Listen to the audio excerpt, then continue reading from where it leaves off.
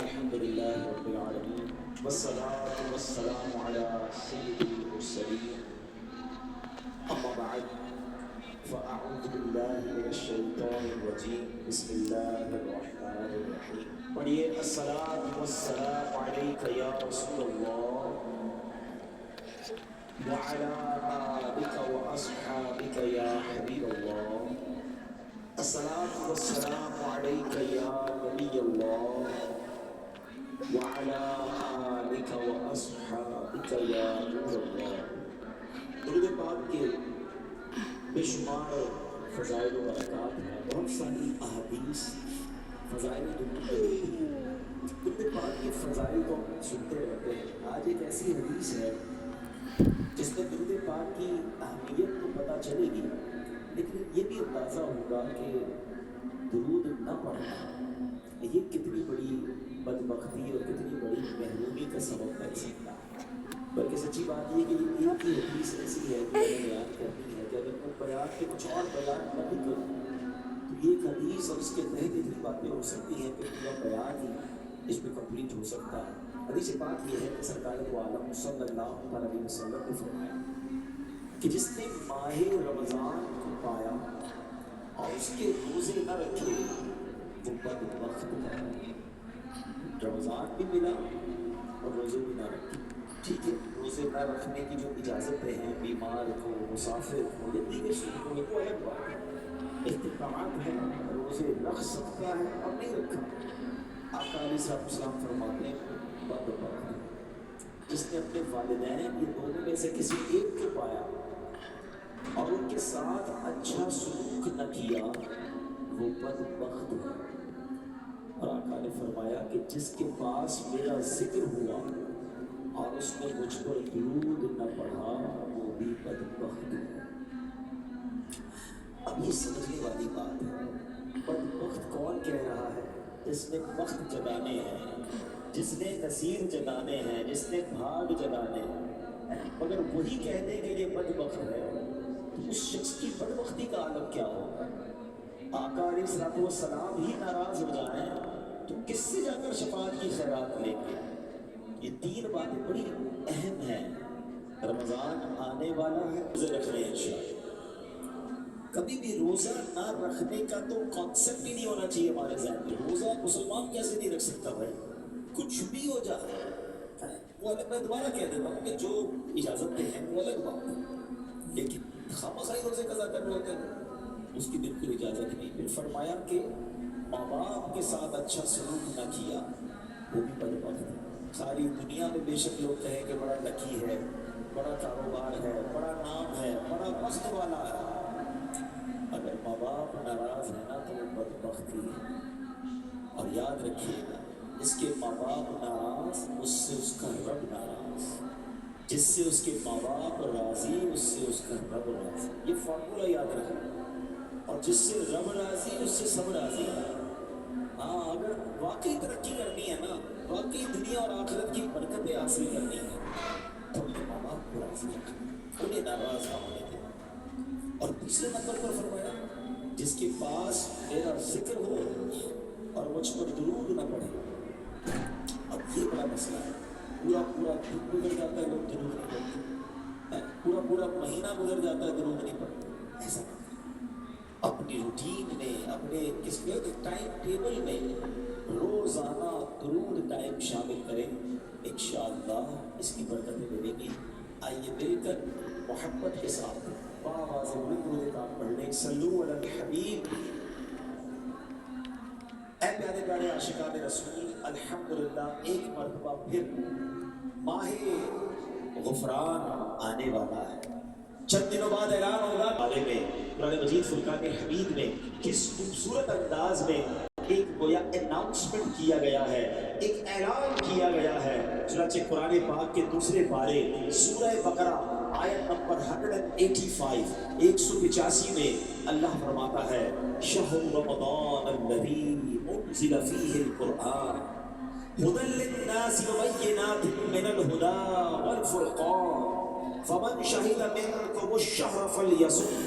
سبحان اللہ. کیا فرمایا؟ رمضان کا مہینہ ہے جس میں قرآن نازل کیا گیا، جو لوگوں کے لیے ہدایت اور رہنمائی ہے اور فیصلے کی روشن باتوں پر مشتمل ہے. کہ تم میں جو کوئی یہ مہینہ پائے تو ضرور اس کے روزے رکھے.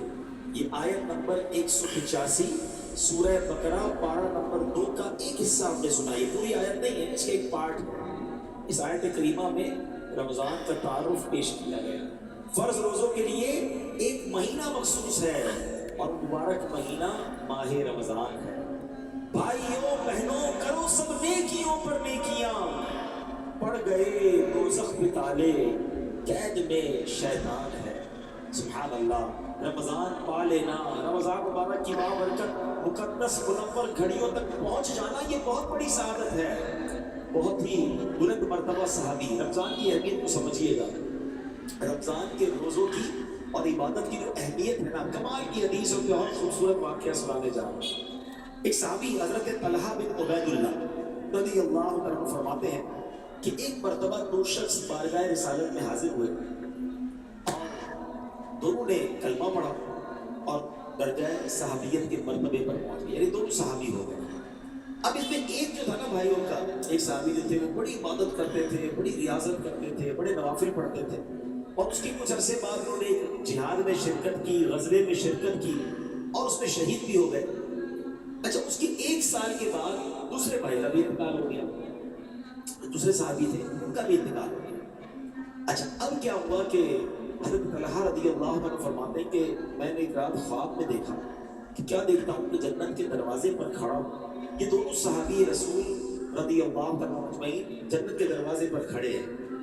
جس کا بعد میں انتقال ہوا نا، جنت میں سے اندر سے کوئی شخص باہر آیا اور جس کا بعد میں ایک سال بعد انتقال ہوا، انہیں لے کر جنت میں چلا گیا.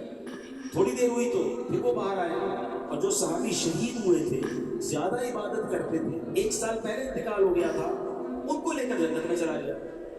صحابی بڑے حیران ہوئے کہ شہید ہونے والے، زیادہ عبادت کرنے والے، زیادہ ریاضت کرنے والے بعد میں جنت میں جا رہے ہیں، اور کم عبادت ریاضت کرنے والے شہید بھی نہیں ہوئے، نارمل زندگی گزاری، نارمل انتقال ہوا، اور یہ پہلے جنت میں چلے گئے. بڑے کنفیوز، حیران بھی ہوئے کہ یہ معاملہ کیا ہے. سبحان اللہ. صحابہ کرام میں بڑا خوبصورت ایٹیٹیوڈ تھا. جب بھی کوئی بات ذہن میں کنفیوژن پیدا کرتی، جب بھی کوئی مسئلہ پوچھنا ہوتا، بلکہ کچھ بھی چاہیے ہوتا، بارگاہ رسالت میں حاضر ہو جایا. اور کو یہ معلوم تھا نہیں سنتا ہی نہیں مانگنے والا تیرا.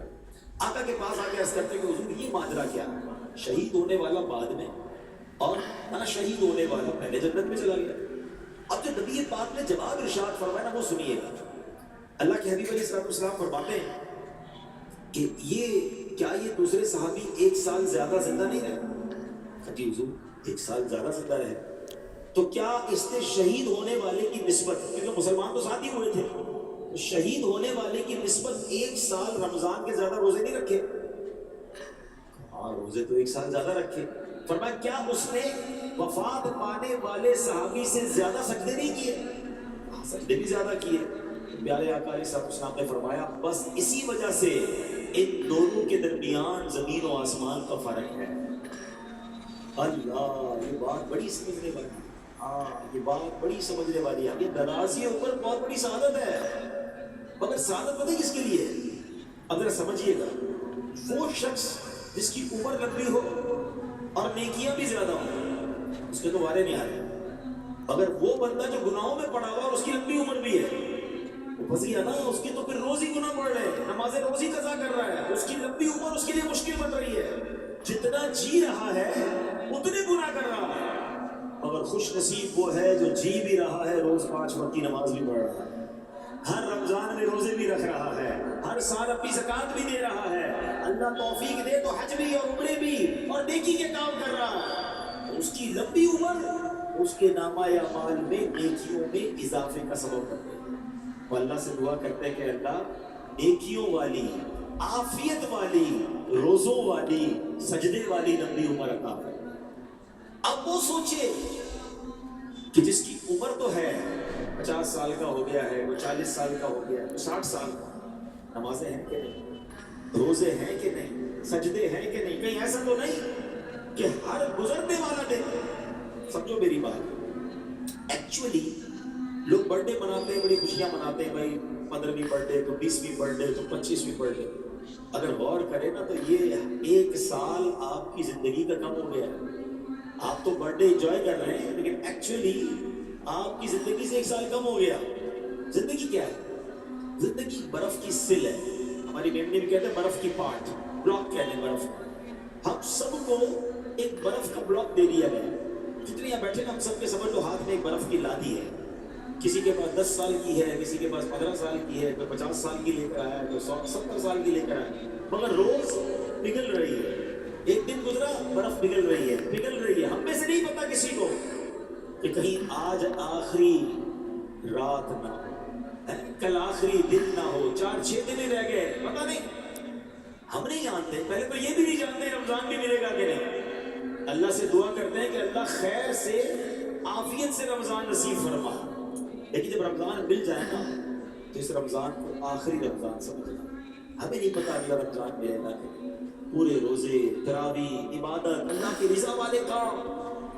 تو میرے پیارے اسلامی بھائی جو سمجھنے والی بات ہے نا کہ زندگی کی برف پگھل رہی ہے. اور بے وقوف کون ہے کہ جو عبادت نہیں کر رہا، جو روزے نہیں رکھ رہا، جو سجدے نہیں کر رہا. تو ہمیں یہ بات سمجھنی ہے کہ دن گزر رہے ہیں، میں تو موت کے قریب ہو رہا ہوں. دنیا میں کیا ہوتا ہے؟ بچے بیٹھے، اسٹوڈنٹس بیٹھے، جیسے جیسے آپ کا امتحان قریب آتا ہے ٹینشن بڑھتی ہے، تیاری بڑھتی ہے. یار اب جو 4 دن رہ گئے، 5 دن رہ گئے، 15 دن رہ گئے، اور تیاری، ٹیوشن، نائٹ کلاسز. کیوں بھائی اتنی تیاری کیوں؟ یار پورا سال نہیں پڑھا، امتحان سر پہ آ گیا. ہر گزرنے والا دن تو موت قریب آ رہی ہے. پھر ہمیں کیا کرنا چاہیے؟ ہمیں بھی تیاری کرنی چاہیے. بہرحال میرے پیارے اسلامی بھائی بات سمجھنے والی، اس حدیث میں سمجھا دیا ہمیں کہ اس کی زندگی 1 سال زیادہ ہو گئی، وہ شہید سے پہلے جنت میں چلا گیا. ہم اللہ سے دعا کرتے ہیں اللہ طویل زندگی بھی دے اور نیکیوں والی زندگی بھی عطا. اب پیارے اسلامی بھائیوں، ماہ رمضان آنے والا ہے. کیا خوبصورت کلام کے اشعار ہیں کہ میں رمضان المبارک پاؤں، روزے سارے رکھ پاؤں، تو رکھ زندہ سلامت، ماہ رمضان آنے والا ہے. الہی عافیت دینا، سلامت دل عطا کرنا، عطا کر دے تو صحت، ماہ رمضان آنے والا ہے. اے میرے پیارے اسلامی بھائیوں، یاد رکھیے علماء کرام فرماتے ہیں ماہ رمضان مبارک میں مغفرت کے اسباب، ریزن آف مغفرت جو ہیں وہ پڑھ جاتے ہیں.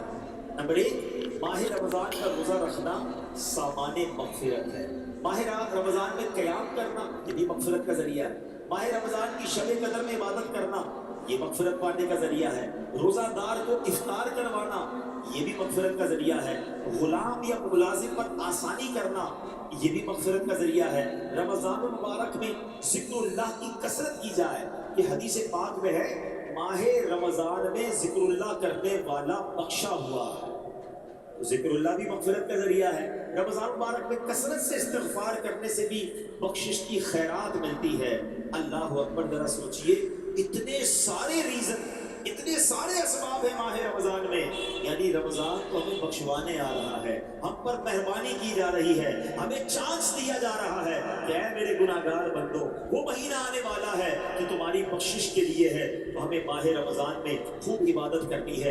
اے میرے پیارے اسلامی بھائیوں، ماہ رمضان میں اب جب مغفرت کے اسباب ہم نے سنے نا تو ہم نے کیا کیا کرنا ہے یہ ذرا غور کریں. سب سے پہلے تو کام یہ کرنا ہے کہ ماہ رمضان کے آنے سے پہلے ہم پکی سچی توبہ کریں تاکہ گناہوں سے بالکل پاک اور صاف ہو کر رمضان المبارک کا استقبال کر پائیں. ماہ رمضان میں دوسرا کام کیا کریں کہ دن کا روزہ اور رات کا قیام یعنی تراویح اور نوافل ہرگز نہ چھوڑیں. دوسرا کام یہ ٹارگٹ کیا. تیسرا، نفس امارہ کی خواہشات کو روکنے کی بھرپور کوشش کریں، کیونکہ شیطان تو بند ہوتا ہے لیکن ہماری عادتیں ہمارے ساتھ لگی ہوئی ہوتی ہیں. تو ہمیں اس میں ان عادتوں کی وجہ سے جو گناہ کی عادت ہوتی ہے نا، ایک سوال کیا گیا علماء سے کہ حضرت یہ ماہ رمضان میں تو کہا جاتا ہے شیطان بند ہوتا ہے، بندہ پھر گناہ کیوں کرتا ہے، پھر غلط کام کیوں کرتا ہے؟ بڑا پیارا علماء نے جواب دیا کہ سائیکل پر پیڈل مارو، مارتے رہو تو چلتی رہتی ہے، پھر اس کے بعد بہت سارے پیڈل مار کے روک دو پھر بھی کافی دیر تک چلتی رہتی ہے. فرمایا 11 مہینے شیطان نے اتنے پیڈل چلا دیے ہیں کہ باقی 1 مہینے کی گناہوں کی سائیکل ویسی چلتی رہتی ہے. تو سائیکل رکے گی کیسے جب بریک لگاؤ گے؟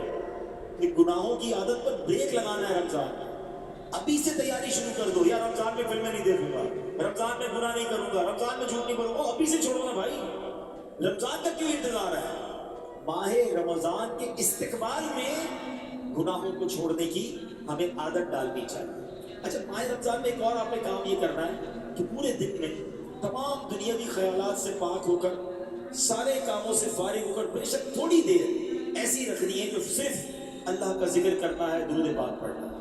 जिक्रुल्लाह वालों की मग़फ़िरत है ना, तो उसको टारगेट करना है ना, हासिल करनी है मग़फ़िरत। फिर फरमाया गरीबों और मिस्कीनों का ख्याल रखें। माह रमज़ान में गरीबों पर वुसअत करें, गरीबों पर खर्च करें, लोगों के साथ अच्छा बर्ताव करें। फिर माह रमज़ान में एक और काम ये करना है कि खूब तिलावत करनी है। माह रमज़ान तो है ही नुज़ूल कुरान का महीना है। खुश नसीब लोग मैंने देखा है कि खूब तिलावत करें। कोशिश करें, अल्लाह तौफीक दे तो 3 बार कुरान ख़त्म कर दें। 3 बार ना कर सके तो कम से कम 1 बार तो खत्म कुरान रमजान में अपनी तिलावत से करें। इमाम साहब तरावी में सुनाएंगे वो अलग है, मगर हम अपनी तिलावत से कम 1 बार कुरान पाक जरूर खत्म करें। अच्छा, फिर इस महीने में अब मैं ये चाहता हूँ कि सरवर कायनात अलैहिस्सलाम रमजान कैसे गुजारते थे हम ये जानें, क्योंकि हम तो उम्मती है ना, आका को रमजान अता किया गया। हम देखें कि सरवर कायनात अल्लाह के हबीब अलैहिस्सलाम का रमजान कैसा होता था। अब गौर से सुनते जाएं। प्यारे आका अलैहिस्सलाम का माह रमज़ान में पहली अदा, कुछ पॉइंट्स हैं। पहला पॉइंट क्या है कि प्यारे आका अलैहिस्सलाम माह रमज़ान का भरपूर तरीके से इस्तकबाल करते हैं। रजब आ जाता ना, तो रजब से ही नबी पाक रमज़ान तक पहुँचने की दुआएं करना शुरू कर देते। अल्लाहुम्मा बारिक लना फी रजबियों व शअबाना व बल्लिगना रमज़ान। अल्लाह रजब और शाबान में बरकत दे और हमें रमज़ान से मिला दे, हमें रमज़ान अता कर दे। यानी कितना इंतज़ार है कि रजब आया और दुआएं शुरू हो गई। सुभान अल्लाह। दूसरा, मेरे आका क्या किया करते थे इस्तकबाल के लिए, वेलकम करने के लिए रमज़ान को, कि रमज़ान का पड़ोसी महीना है शाबान। प्यारे आका शाबान के महीने में कसरत से रोजे रखा करते थे, नफली रोजे।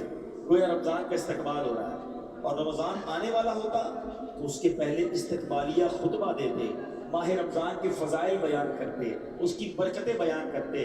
और सुभान अल्लाह, मेरे आका जब रमज़ान का चाँद नज़र आता ना, तो चाँद देखने की ख़ास दुआ पढ़ते और आमदे रमज़ान की खुशखबरियाँ दिया करते।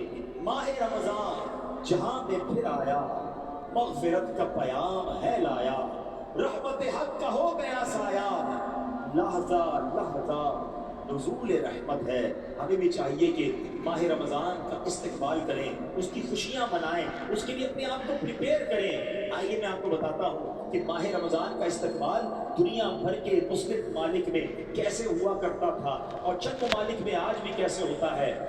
मशहूर सय्याह इब्ने बतूता लिखता है कि 727 हिजरी की बात है।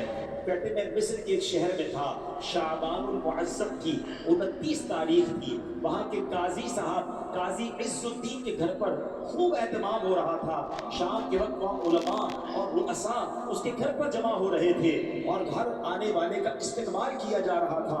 अपनी अपनी जगह सब बैठ गए। जब काजी साहब आए तब ये काफिला धूमधाम से रवाना हुआ और ये सारे काफिले वाले एक बुलंद जगह पर, पहाड़ पर पहुंचे। वहाँ कालीन बिछे हुए थे। सबने मिलकर रमजान के चांद को देखना शुरू कर दिया।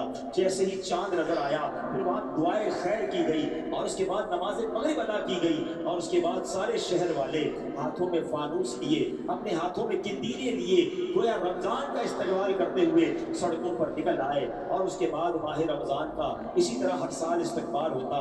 उनका कहना यह है कि लोग सवारी का दिन कहा करते जिस दिन रमजान का चांद नजर आता। इसी तरह मेरे प्यारे इस्लामी भाइयों, मगरबी ममालिक यानी ये जो मराकश और इसके अतराफ के ममालिक हैं, वहाँ के बारे में बताया जाता है कि शाबान के आखिरी अशरे से ही रमजान के इस्तकबाल की तैयारियां शुरू हो जाती हैं। अपने घरों की सफाइयां लोग करते हैं, घर में रंग रोगन करवाते हैं, जो चीज़ें नहीं लेनी होती हैं वो खरीद लेते हैं और उसके बाद आमद रमजान पर एक दूसरे को मुबारकबाद देते हैं। और जब माह रमजान का चांद नजर आता है तो तरह तरह के कसीदे पढ़े जाते हैं, उसके इस्तकबाल के गोया गीत गाए जाते हैं। अहले यमन का भी अंदाज बड़ा निराला है। जब माह रमजान की आमद होती है तो अहले यमन कलाम के जरिए, कसीदों के जरिए गोया रमजान का इस्तकबाल करते हैं। उर्दू में जब चांद नजर आता है होटल बंद कर दिए जाते हैं और शहरी के वक्त लोगों को जगाने का एहतमाम किया जाता है। मोरितानिया में رمضان مبارک کا چاند دیکھنے کا اہتمام ہوتا ہے، اور جیسے ہی چاند نظر آتا ہے ہر طرف خوشی پھیل جاتی ہے، لوگ ایک دوسرے کو مبارکباد دیتے ہیں۔ صومالیہ میں آمد رمضان کی خوشی میں مساجد کو سجایا جاتا ہے، اور ترکیہ میں اس مہینے کو مہینوں کا بادشاہ کہا جاتا ہے۔ الغرض میرے پیارے اسلامی بھائیوں، اچھا انڈونیشیا کا تو عالم یہ ہے کہ وہاں لوگ رمضان کا چاند دیکھنے کے لیے ننگے پاؤں تعظیم کے ساتھ جاتے ہیں۔ رمضان آنے والا ہے، اس کا چاند دیکھنے جا رہے ہیں، اور سبحان اللہ مسجدوں میں صفائی کا اہتمام ہوتا ہے، راستوں کو سجایا جاتا ہے۔ تو پتہ یہ چلا کہ اہل ایمان کا صدیوں سے یہ طریقہ ہے کہ اس مہینے کا استقبال کیا جاتا ہے۔ ویسے میں آپ سے بھی پوچھتا ہوں، آپ کے گھر میں اگر کوئی مہمان آنے والا، اور مہمان ایسا آنے والا ہو جس سے آپ کو بڑی محبت ہو، تو آپ گھر کی اسپیشل صفائی کرواتے ہیں، اور ایسا مہمان ہو جس کی آمد کا پورا برس انتظار ہو، نئے نئے کھانے بناتے ہیں، بڑا گھر میں خوشبو کا اہتمام کرتے ہیں۔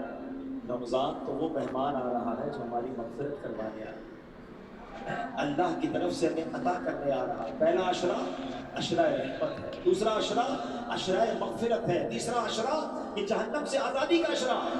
ہر روز افطار کے وقت 10 لاکھ گناہگار بخشے جائیں گے۔ سارا سال میں اور آپ دعا کرتے رہے، یا اللہ ہماری سن لے، اے میرے مولا پکار سن لے۔ رمضان کی راتوں میں آسمان سے آواز لگائی جاتی ہے۔